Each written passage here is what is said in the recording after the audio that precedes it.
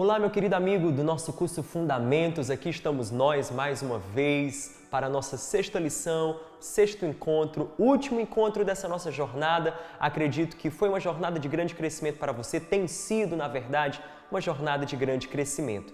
E aqui encerramos a sexta lição, que tem como título A Casa de Deus, baseada em Atos 2,42. Eles comprometeram-se no ensino dos apóstolos, na vida junto, na refeição comum e nas orações.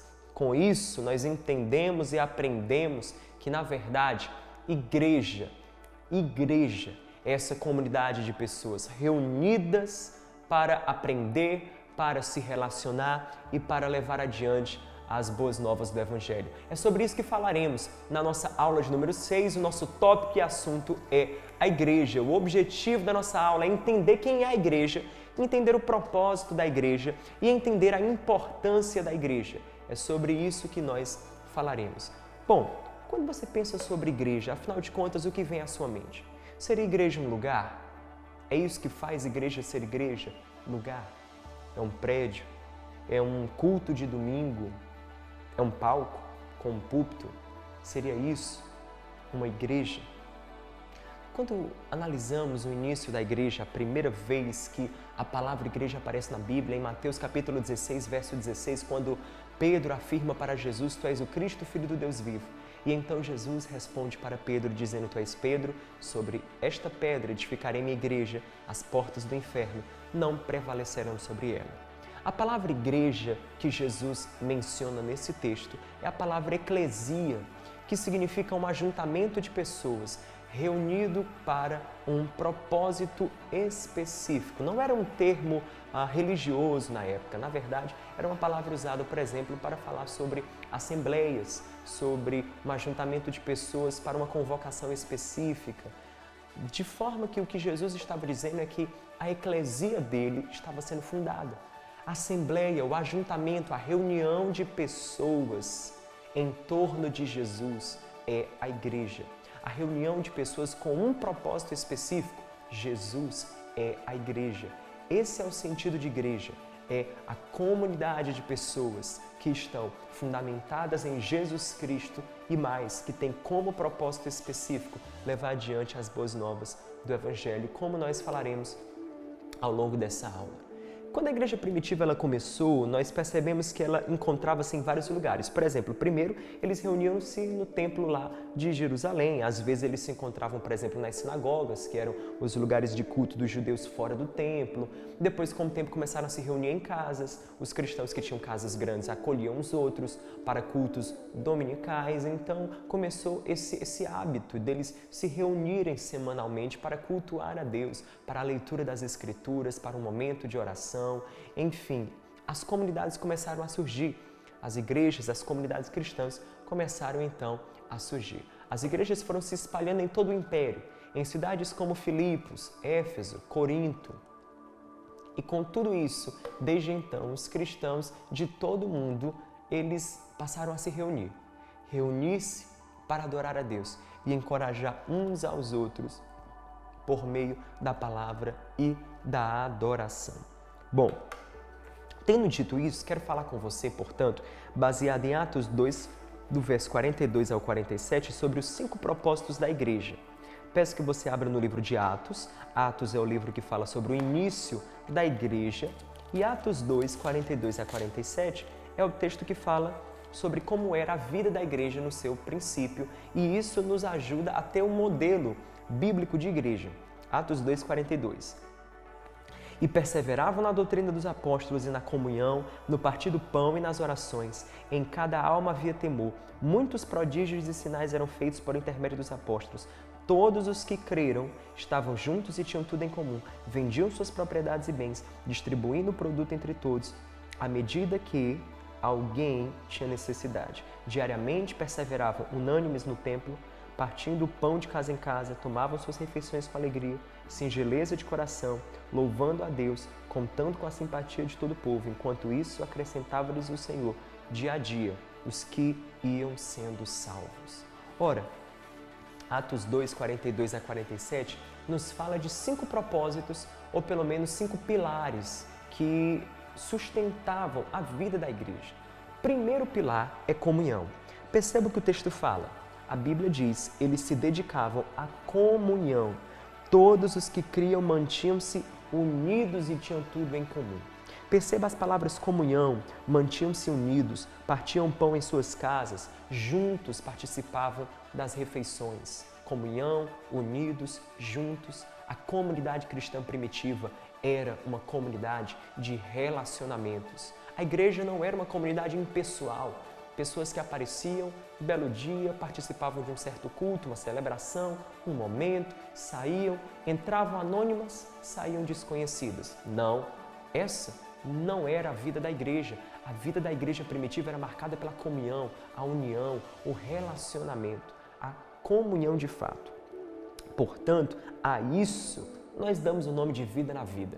A comunidade cristã, desde o início, era uma comunidade de pessoas de uma vida marcada por Jesus, marcando outra vida com a presença de Jesus. É por isso, por exemplo, que aqui na nossa igreja, fazemos questão de enfatizar a importância dos relacionamentos. Você não pode apenas entrar aqui em um domingo, sair como anônimo e viver assim para sempre, um eterno visitante, um eterno frequentador. Não, você precisa se vincular, você precisa conhecer pessoas, você precisa de gente de fé para encorajar a sua fé e pessoas para quem você também pode ser um grande encorajamento. Perceba, sua vida é importante, você é importante no corpo e é imprescindível que você, portanto, se envolva nessa rede de relacionamentos. É por isso que criamos ferramentas como os grupos de crescimento, onde você pode estar envolvido aí em um grupo de crescimento, tendo a oportunidade de conhecer outras pessoas. Você também pode fazer através de acampamentos, das conferências, conexões com outras pessoas da nossa igreja, enfim, há muitas opções e ferramentas para que você conheça outras pessoas e realmente se integre à comunhão desse corpo. Outro ponto importante é, aqui em Atos 2, nós vemos que está escrito assim, juntos participavam das refeições com alegria e sinceridade de coração, louvando a Deus. Nós vemos uma menção à oração e vemos uma menção ao louvor. Aquela era uma comunidade que louvava, orava, buscava a Deus, celebravam a Deus juntos. Havia espaço para adoração, para a busca por Deus, para exaltar a Deus, para glorificar a Deus. O culto do povo de Deus, desde o Antigo Testamento, ele foi sempre repleto de adoração. Desde o Antigo Testamento. Vemos, por exemplo, o livro de Salmos, é um exemplo. O salmista coloca tantas canções, o povo de Israel celebrava a Deus com as suas orações e canções. No Novo Testamento, a igreja, da mesma forma, é uma igreja que celebra, que adora, que busca a Deus. Por essa razão também, na nossa igreja, nós temos o hábito sempre de organizar o culto de uma forma tal que haja uma atmosfera. O que é atmosfera, João? A atmosfera é um ambiente propício, um ambiente adequado para que você foque em Deus, para que você tenha aquele momento entre você e Deus. Por exemplo, você concorda comigo que se você está no meio de um terminal de ônibus, muito barulho, muita gritaria, muita sujeira, um cheiro desagradável, você concorda que ali no meio de todo aquele turbilhão de coisas, às vezes fica difícil você se conectar com Deus, você falar com Deus, você ter um momento com Deus? Porque aquele ambiente não coopera. É possível? Claro que é. E, na verdade, deve ser possível. Devemos perceber Deus nos detalhes do cotidiano. Mas você há de concordar que aquele ambiente em si não coopera para que você se conecte com Deus, busque a Deus, adore a Deus. Mas imagine você estar em um lugar tranquilo, calmo, onde uma música está sendo cantada, um louvor que glorifica a Deus está sendo entoado, pessoas perto de você estão de mãos levantadas, com o coração aberto, adorando a Deus, a iluminação está baixa, não há um foco em você. Percebe?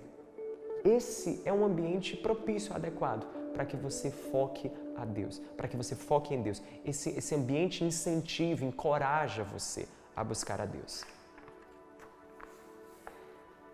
Terceiro, serviço. Atos 2,45. Vendendo suas propriedades e bens, distribuíam cada um conforme a sua necessidade. Perceba uma coisa, a natureza de Deus é servir. Olha que interessante. Aquela igreja era uma igreja que não estava apenas se importando em ter comunhão, adorar a Deus, mas também era uma igreja que quando via um necessitado, via alguém na comunidade precisando de ajuda, eles iam e se disponibilizavam para ajudar essas pessoas. Havia um coração para servir. Servir aquelas pessoas que estavam ali naquela comunidade, ou seja, na igreja, e servir os de fora, os outros, os pobres necessitados, órfãos e viúvas que estavam também necessitando dessa ajuda e desse amor. Como eu falei, a natureza de Deus é servir. Jesus foi servo desde o princípio. Em um certo momento, ele lava os pés dos discípulos, em João capítulo 13, e ensina que os discípulos deveriam fazer o mesmo, porque Jesus estava dando uma lição de serviço. Ser discípulo de Jesus é ser alguém comprometido com o serviço, servir a Deus com a sua vida. Cada pessoa em nossa igreja, portanto, é encorajada a participar ativamente do reino de Deus. Ou seja, não somos uma igreja de clientes, porque o reino de Deus não é reino de clientes. A igreja de Jesus, desde o princípio, não foi uma comunidade de clientes, era uma comunidade de servos, de gente que se doa, que se entrega, se dedica, contribui com o próximo. A pergunta que faço a você: como você tem contribuído com o próximo? Como você tem servido? Será que você tem servido os de dentro, a comunidade, a igreja? Você tem servido pessoas fora da igreja também? Você tem sido igreja. Ser igreja é servir também. Aqui na nossa igreja temos uma ferramenta que ajuda as pessoas a se envolverem também de forma bem prática nesse serviço, especificamente dentro e no contexto da igreja, que é o voluntariado. Qualquer pessoa pode ser um voluntário, seja na área do Kids, você pode servir com, quem sabe, o Volt, o Somos Um, o A13, você pode se envolver nos cultos de domingo, a recepção, há tantas áreas que você pode estar envolvido, há tantas áreas disponíveis a você para que você possa colocar, estender sua mão e dizer: aqui estou eu, e servir e de alguma forma ser abençoado, porque melhor é dar do que receber. Outro assunto interessante é que em Atos 2,42 diz que eles se dedicavam ao ensino dos apóstolos. A igreja primitiva era uma igreja que se dedicava ao ensino. Por que isso é importante? Ora, você mesmo nesse exato momento está se dedicando ao ensino. Você parou, pausou, abriu o seu computador, clicou nesse vídeo, está ouvindo os vídeos do Fundamentos, aprendendo, estudando o material, dedicar-se ao ensino. Por quê? Porque a fé cristã, ela é uma fé que tem conteúdo, um conteúdo que precisa ser assimilado, compreendido e então vivido. Portanto, passa pelo ensino. E a igreja, desde o princípio, portanto, tinha como fundamento o ensino, que no texto aqui que nós lemos de Atos 2:42 e 47 chama de o ensino dos apóstolos ou a doutrina dos apóstolos. Como igreja, porque entendemos que a igreja de Jesus, desde o princípio, foi fundamentada na doutrina dos apóstolos, fundamentada no ensino sobre Jesus, nós investimos no ensino. Investimos em ferramentas como essa, um curso online que é o Fundamentos, investimos em tantos cursos que temos como igreja, a Academia Videira de Excelência Cristã disponibiliza tantos cursos. Se você quiser aprender mais, inscreva-se, conheça sua Bíblia, conheça sua fé, conheça o caminho de Cristo, liderar, tantos cursos. Outros ainda, por exemplo, que é o Pais para toda a Vida, Casados para Sempre. Há tantas ferramentas para você aprender. Seminários, conferências, além das pregações de domingo, de terça, onde você tem a oportunidade também de ouvir da Palavra de Deus nesses momentos. Mais do que isso, nos grupos de crescimento, sempre temos estudos da Palavra. Por quê? Porque entendemos que a Palavra é um fundamento essencial na vida da igreja. Edificação. A igreja precisa se edificar na palavra. Quinto propósito da igreja, a Bíblia diz: o Senhor lhes acrescentava todos os dias o que iam sendo salvos. Perceba, quando a igreja vive em comunhão, busca a Deus em adoração, em direção ao próximo ela serve, ou seja, ela serve o próximo e se edifica na palavra, existe algo que acontece de poderoso. Deus começa a salvar pessoas. Sim, Deus acrescenta vidas. Uma igreja saudável começa a ver salvação acontecendo no seu meio. E você é um agente disso. Você é um agente disso. Você pode convidar alguém para ir à igreja e naquele momento a pessoa, ao ouvir a palavra e a pregação do Evangelho, pode ter sua vida completamente transformada. Faça um compromisso com você mesmo. Nunca vá à igreja só. Sempre convide alguém. Mesmo que você não tenha conseguido levar ninguém, pelo menos você tentou, você ligou, você mandou uma mensagem. Sempre, sempre, sempre convide alguém, seja um veículo de Deus para levar alguém à igreja. Ou, se você não conseguir levar tal pessoa à igreja, não perca a oportunidade. com a sabedoria que o Senhor te dá, você comunicar Jesus para essas pessoas. Você é canal de Deus, é um propagador da mensagem do Evangelho, de Jesus, das boas novas. Não perca essa oportunidade, a oportunidade de falar de Jesus.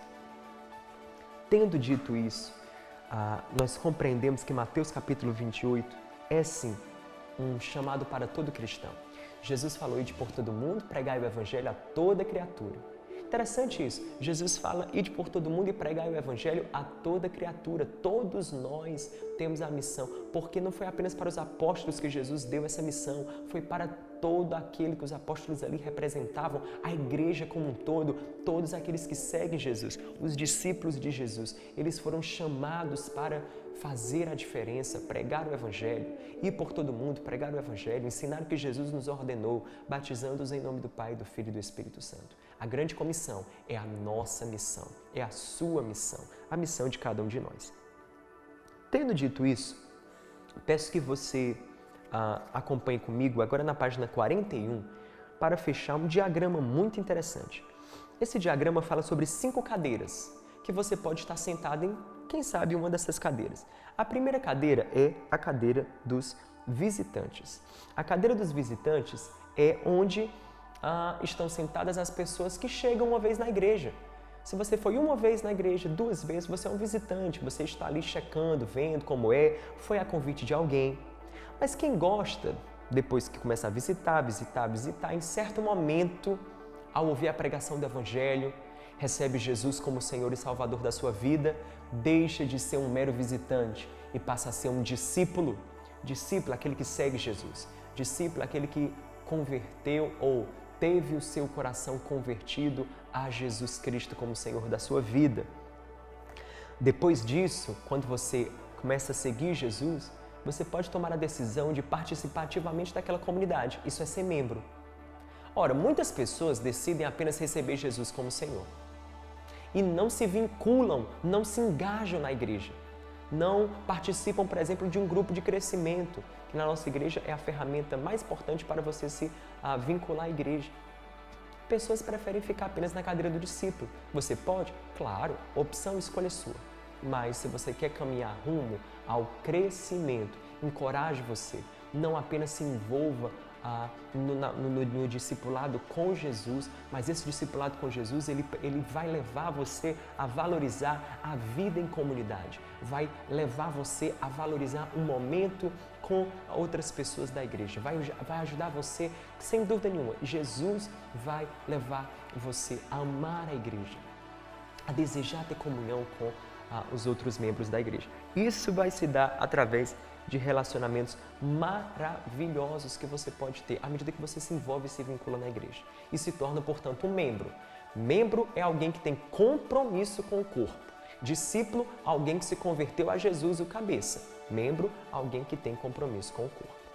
Além disso, nós temos também, uma vez que você é membro, você pode decidir servir. É a 4ª cadeira. Você agora é um voluntário, você agora ajuda pessoas, você recebe pessoas, você abençoa outras pessoas no estacionamento, na recepção, enfim, é um voluntário. E outra cadeira, a mais adiante, é a chamada cadeira do líder. É quando você agora vai fazer por outros o que um dia fizeram por você.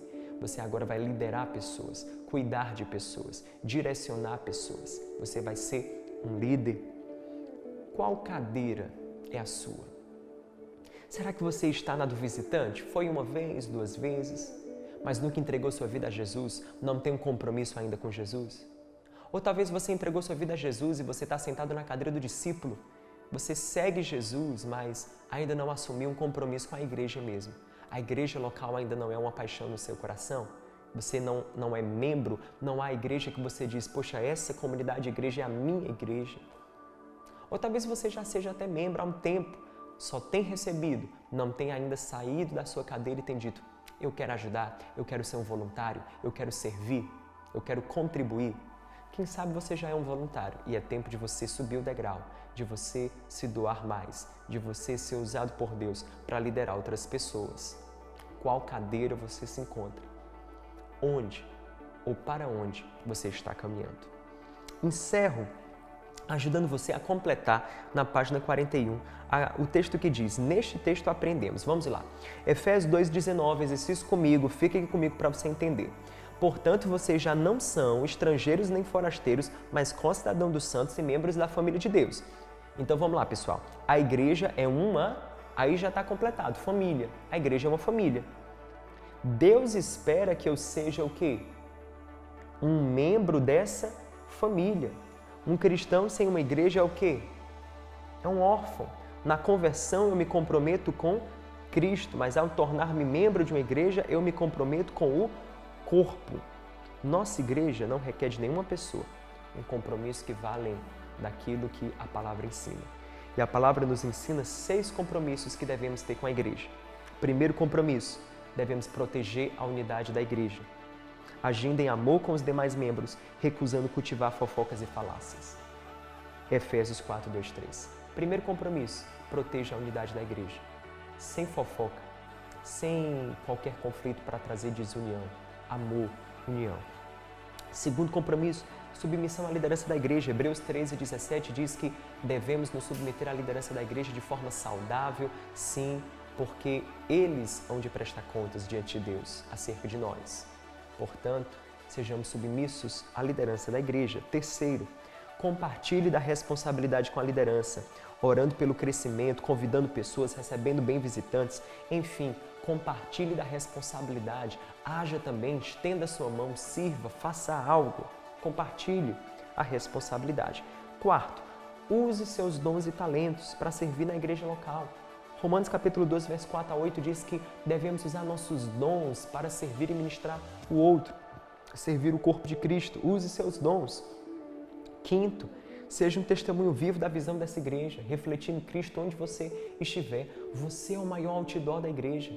E o que entendemos é que um membro de uma igreja é o testemunho mais vivo dessa igreja. É ele que vai levar a cara da igreja, onde quer que ele vá. Portanto, reflita Jesus. Sexto, contribua financeiramente através de dízimos e ofertas. 2 Coríntios capítulo 9, do verso 7 ao 8, Paulo fala aos coríntios, ele escreve aos coríntios um texto muito precioso. 2 Coríntios 9, 7 ao 8. Ele diz, cada um contribua segundo tiver proposto no coração, não com tristeza ou por necessidade, porque Deus ama a quem dá com alegria. Sim, Deus pode fazer-nos abundar com toda graça, a fim de que tendo tudo, ou tendo sempre em tudo ampla suficiência, superabundez em toda boa obra. Verso 7, cada um contribua segundo o que estiver proposto em seu coração, não com tristeza ou por necessidade, mas com alegria. Contribuir com a casa de Deus, contribuir com o reino, contribuir com a obra de Deus é função, é responsabilidade daqueles que se dizem membros de uma comunidade. Proteja a unidade da igreja, submeta-se à liderança da igreja de forma saudável, compartilhe da responsabilidade, use seus dons e talentos, seja um testemunho vivo e mais, contribua financeiramente. Bom, biblicamente, no Novo Testamento, esse é o padrão que encontramos daqueles que se comprometeram em ser membros ali da igreja no seu início, daquela comunidade cristã primitiva. Eu espero que, tendo dito tudo isso, essa aula tenha inspirado você a ter um compromisso vivo com Jesus e com a sua igreja. E por isso, aí na página 42, eu peço que você leia comigo, em voz alta se possível, dependendo de onde você estiver, a parte que diz meu compromisso, que diz assim, eu me comprometo a amar a igreja de Jesus, participando, orando, contribuindo com meu serviço voluntário e lutando pela sua unidade e crescimento, porque Jesus ama a sua igreja, eu também amo. Se isso é verdade, se você se compromete a amar a igreja de Jesus, orar, participar, contribuir, servir, lutar pela sua unidade e crescimento, eu peço que você coloque aí a sua assinatura e faça dessas palavras a sua oração de compromisso nesse exato momento diante de Deus. Amém? Nesse exato momento, você deve ter aí nas suas mãos a apostila e checar, na página 43, você encontra os seus próximos passos, vários cursos que você pode estar fazendo, seja na Videira Sul, na Extensão Centro, Videira Natal, e tantas outras extensões que estarão começando a surgir. Aí há a possibilidade de você encontrar alguns passos que você pode seguir, se envolver em um grupo de crescimento, Quem sabe você se tornar um voluntário, fazer outros cursos, aprender mais, se edificar na palavra. Enfim, as possibilidades são muitas. Basta você querer e desejar. Nesse momento encerramos o curso Fundamentos e eu gostaria muito de fazer uma oração por você, entendendo que essa jornada está apenas no começo. Afinal de contas, como o nome já sugere, esse é apenas o fundamento. Sobre esses fundamentos que aprendemos durante essas 6 lições, eu encorajo você a construir a sua vida. Vamos orar. Pai, em nome de Jesus, eu oro por cada pessoa que ouviu cada uma dessas aulas. Espírito Santo, cada um, ó Deus, que abriu o coração para a voz do Teu Espírito Santo, que disse em seu coração que queria aprender mais de Ti. Eu oro, Senhor, em nome de Jesus, que o Senhor possa acrescentar em cada um desses corações Tua graça, Tua presença, o Teu poder, que o Senhor, em nome de Jesus, possa ensiná-los a edificar suas vidas sobre a rocha, sobre Jesus, sobre o firme fundamento que é Cristo. Em nome de Jesus, é assim que nós oramos. Amém. Que Deus te abençoe ricamente. Até quem sabe o nosso próximo curso.